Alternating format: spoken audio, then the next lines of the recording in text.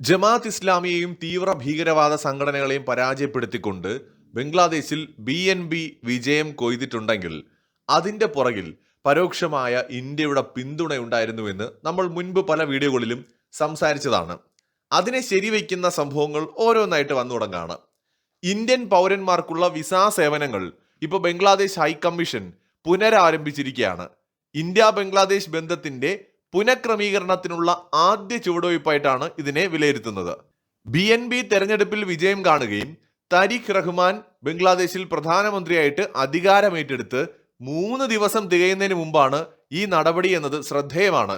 2 മാസം മുൻപാണ് Indian പൗരന്മാർക്കുള്ള visa സേവനങ്ങൾ ബംഗ്ലാദേശ് നിർത്തിവെച്ചത്. ബംഗ്ലാദേശിലെ ഇന്ത്യ വിരുദ്ധ ശക്തികളും അതോടൊപ്പം തന്നെ മുഹമ്മദ് യൂനിസിനെ പോലുള്ളവരും ഇന്ത്യക്കെതിരെ നടത്തിയ പല പ്രവർത്തികളുടെയും ഭാഗമായിരുന്നു ഇത്. എന്നാൽ ബംഗ്ലാദേശിൽ BNB ഗവൺമെന്റ് അധികാരത്തിൽ എത്തിയിരിക്കുകയാണ്.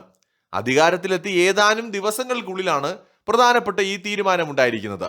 ഇന്ത്യയും ബംഗ്ലാദേശിലെ എല്ലാ സേവനങ്ങളും ഉടൻ തന്നെ പുനഃസ്ഥാപിക്കുമെന്നാണ് ഒരു മുതിർന്ന ഇന്ത്യൻ കൗൺസിലർ ഉദ്യോഗസ്ഥരും പറയുന്നത്. ഇന്ത്യയും ബംഗ്ലാദേശിനോട് സൗഹൃദപരമായ നീക്കങ്ങൾക്ക് തുടക്കമിടുകയാണ്. വലിഞ്ഞു കയറി ബംഗ്ലാദേശിന്റെ ഉപദേഷ്ടാവെന്നും പറഞ്ഞിരുന്ന മുഹമ്മദ് യൂനിസിന്റെ പടിയിറക്കവും താരിഖിന്റെ കടന്നുവരവും ഇന്ത്യയുമായിട്ടുള്ള ബന്ധത്തിൽ ഗുണപരമായ വഴിത്തിരിവിനുള്ള സൂചനയാണ് നിലവിൽ നൽകുന്നത്. നരേന്ദ്രമോദി ഗവൺമെന്റിന്റെ ഒരു ശീലം എന്ന് പറയുന്നത്, അല്ലെങ്കിൽ നമ്മൾ ഒരു പാറ്റേൺ പരിശോധിച്ചാൽ കാണാൻ പറ്റുന്നത്, വാചകമടിയേക്കാൾ കൂടുതൽ പ്രവൃത്തിയാണ് അവർ പ്രാധാന്യം കൊടുക്കുന്നത്. എന്ന് വെച്ചാൽ ഇപ്പോൾ മാൽഡീവ്സുമായിട്ടുള്ള ഇഷ്യൂ നമ്മൾ എപ്പോഴും പറയാറുണ്ട്. ഇപ്പോഴത്തെ ബംഗ്ലാദേശിന്റെ കേസ് ഇലക്ഷന് മുന്നേ നമ്മൾ പല വീഡിയോകളിലും ഡിസ്കസ് ചെയ്തതാണ്. പുതിയ ഭരണകൂടം വരുമ്പോൾ ഇന്ത്യ ബംഗ്ലാദേശ് ബന്ധം പഴയതുപോലെയോ അതിനേക്കാൾ ഊഷ്മളമായിട്ടോ മാറും. കഴിഞ്ഞ ദിവസം ഞാനൊരു വാർത്ത കണ്ടിരുന്നു. ഇന്ത്യയുടെ ഫോറിൻ സെക്രട്ടറി വിക്രം മിശ്രി, അദ്ദേഹം ബംഗ്ലാദേശിലെ ജമാഅത്ത് ഇസ്ലാമിയുടെ ഏറ്റവും പ്രധാനപ്പെട്ട നേതാവുമായിട്ട് ഒരു കൂടിക്കാഴ്ച നടത്തുകയാണ്. അതിന്റെ ഫോട്ടോയൊക്കെ പുറത്തു വന്നിട്ടുണ്ട്.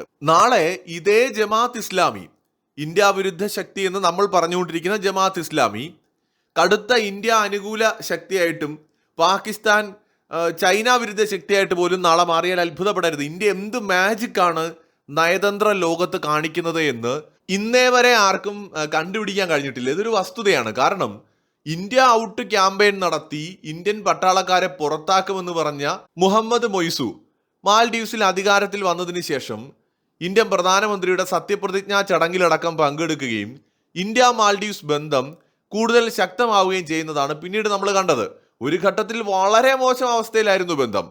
പിന്നീട് മാൽഡീവ്സിലെ നിരവധി ദ്വീപുകളാണ് ഇന്ത്യക്ക് വികസന പ്രവർത്തനങ്ങളുടെ പേരൊക്കെ പറഞ്ഞുകൊണ്ട് മുഹമ്മദ് മൊയ്സു കൈമാറിയത്. അങ്ങനെ ഒരുപാട് കാര്യങ്ങൾ ഇന്ത്യക്ക് നൽകിയിട്ടുണ്ട്. അതേപോലെ തന്നെയാണ് ഇപ്പോൾ ശ്രീലങ്കയിലെ കാര്യം പറഞ്ഞാൽ, ഇടതുപക്ഷ അല്ലെങ്കിൽ കമ്മ്യൂണിസ്റ്റ് ആശയമുള്ള ഒരു ഭരണാധികാരിയാണ് ശ്രീലങ്കയിലെ അധികാരത്തിലിരിക്കുന്നത്. അദ്ദേഹം കഴിഞ്ഞ ദിവസം നമ്മുടെ ഇന്ത്യയിൽ ഉണ്ടായിരുന്നു AI സബ്മിറ്റിൽ പങ്കെടുക്കാൻ വേണ്ടിയിട്ട്. പക്ഷേ ചൈനയോട് യാതൊരു കൂടുതൽ താല്പര്യവും കാണിക്കുന്നില്ല എന്ന് മാത്രമല്ല, ഇന്ത്യയോട് വളരെ അടുത്ത് നിന്ന് സഹകരിച്ച് മിണ്ടാതെ പോവാണ് ശ്രീലങ്കൻ പ്രസിഡന്റും അദ്ദേഹത്തിന്റെ പൊളിറ്റിക്കൽ പാർട്ടിയും. വന്ന സമയത്തും വരുന്നതിന് മുന്നേയും ഒക്കെ വലിയ വലിയ പ്രഖ്യാപനങ്ങളും വലിയ വാചകമൊടിയൊക്കെ നടത്തിയ മനുഷ്യനാണ്. അധികാരത്തിലെത്തിയതിനു ശേഷം ഇന്ത്യയുമായിട്ട് ഒരു ഉടക്കിനും ഇല്ലെന്ന് മാത്രമല്ല, വളരെ സൗഹൃദമായിട്ടാണ് പോകുന്നത്. നേപ്പാളിനെ കാണാൻ കൂടിയില്ല ഇപ്പോൾ. ഇനി അതൊക്കെ പോട്ടെ, ബംഗ്ലാദേശിന്റെ കാര്യത്തിലേക്ക് വരുന്നതിന് മുന്നേ നമുക്ക് അഫ്ഗാനിസ്ഥാന്റെ കാര്യം നോക്കാം. അഫ്ഗാനിസ്ഥാൻ ഇന്ത്യക്കെതിരെ ശക്തമായിട്ട് പോകുന്ന എല്ലാവരും വിധി എഴുതി. കാരണം താലിബാൻ അധികാരത്തിൽ വന്നു. ഇന്ത്യ അഫ്ഗാനിസ്ഥാനുമായിട്ടുള്ള ബന്ധങ്ങളെല്ലാം നിർത്തിവെച്ചു. അഫ്ഗാനിസ്ഥാനും പാകിസ്ഥാനും കൂടെ ചേർന്നിട്ട് അങ്ങോട്ട് കാശ്മീരിൽ പ്രശ്നങ്ങൾ ഉണ്ടാക്കി ഇന്ത്യ അങ്ങോട്ട് തകർത്തുകളയെന്നൊക്കെ പറഞ്ഞ് വലിയ വാചകമടിയൊക്കെ ആയിരുന്നു പലരും.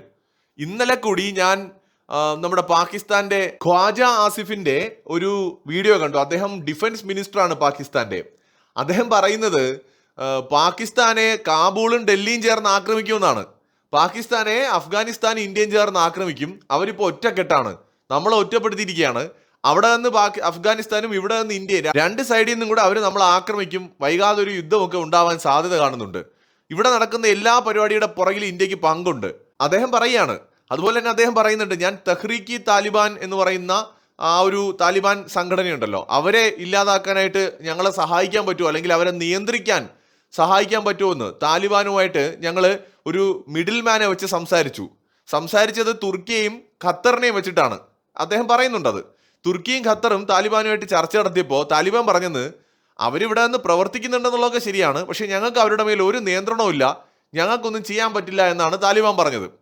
അപ്പം ഞങ്ങൾ അവരോട് ചോദിച്ചു, ഞങ്ങൾ നേരിട്ട് ഇടപെട്ടോട്ടെ, അതായത് അഫ്ഗാനിസ്ഥാനിൽ കയറി പാകിസ്ഥാൻ അവരെ തകർത്തോട്ടെ എന്ന് ചോദിച്ചു. അപ്പോൾ താലിബാൻ പറഞ്ഞു നടക്കില്ല. താലിബാൻ ഇപ്പോൾ ഇന്ത്യയുടെ കൂടെയാണ്, ഇന്ത്യയും അഫ്ഗാനിസ്ഥാനും ഇപ്പോൾ ഒറ്റക്കെട്ടാണ്. ഇതിന്റെ എല്ലാം പുറകിൽ ഇന്ത്യയാണ്. ഇന്ത്യ അഫ്ഗാനിസ്ഥാനെ മുന്നിൽ നിർത്തി, താലിബാനെ മുന്നിൽ നിർത്തി പ്രോക്സി യുദ്ധം നടത്താണെന്നൊക്കെ അവരെ പറഞ്ഞു കളഞ്ഞു ഈ ഖ്വാജ ആസിഫ്. ഒന്ന് ആലോചിച്ച് നോക്കണം, അഫ്ഗാനിസ്ഥാൻ ഒരു ഇസ്ലാമിക രാഷ്ട്രമാണ്. ഇപ്പോൾ ഇറാനെ പോലെ ഷിയ രാജ്യമല്ല. അഫ്ഗാനിസ്ഥാനിലും മെജോറിറ്റി സുന്നികളാണ്, പാകിസ്ഥാനിലും മെജോറിറ്റി സുന്നികളാണ്. അവർക്ക് സഹകരിച്ചു പോകാനുള്ള ഒരുപാട് സാധ്യതകളുണ്ട്. പക്ഷെ എന്നിട്ട് അവർ രണ്ടും രണ്ട് തട്ടിലാണ്. ഇന്ത്യയുടെ നയതന്ത്രം എന്ന് പറയുന്നത് നമ്മൾ ആരും വിചാരിക്കുന്ന പോലെ അല്ല. നമുക്കത് മനസ്സിലാക്കാൻ കഴിയാത്ത വിധം സങ്കീർണമാണ്. അത് ശരിക്കും അൺപ്രഡിക്റ്റബിൾ ആണ്. നമുക്ക് ഒരിക്കലും നമ്മളെ കൂടെ നിൽക്കില്ല എന്ന് തോന്നുന്ന രാജ്യം നമ്മളെ കൂടെ നിൽക്കും. ആ രീതിയിൽ ഒരു ബ്രില്യൻ്റ് ആയിട്ടാണ് ഇന്ത്യ ഓരോ കാര്യങ്ങളും നടപ്പിലാക്കുന്നത്. അപ്പം അതുകൊണ്ട് ബംഗ്ലാദേശ് വൈകാതെ തന്നെ പ്രോ ഇന്ത്യൻ ആയിട്ട് മാറുന്നത് കുറച്ച് മാസങ്ങൾ കൊണ്ട് നമുക്ക് കാണാം. ഒറ്റയടിക്ക് സംഭവിക്കില്ല എന്ന് മാത്രമല്ല, ഇന്ത്യക്കെതിരായ സ്റ്റേറ്റ്മെന്റുകളൊക്കെ ഇനിയും വന്നേക്കാം. പ്രത്യേകിച്ച് ഹസീന ഇന്ത്യയിൽ തുടരുന്ന കാലത്തോളം പതുക്കെ പതുക്കെ മാത്രമേ ഇതിനൊരു ശമനം ഉണ്ടാവുകയുള്ളൂ. പക്ഷേ കുറച്ച് മാസങ്ങൾ കഴിയുമ്പോൾ നമുക്ക് മനസ്സിലാവും പ്രോ ഇന്ത്യൻ ആയിട്ട് മാറുന്ന ബംഗ്ലാദേശ്. മറ്റൊരു വീഡിയോയുമായി വീണ്ടും വരാം.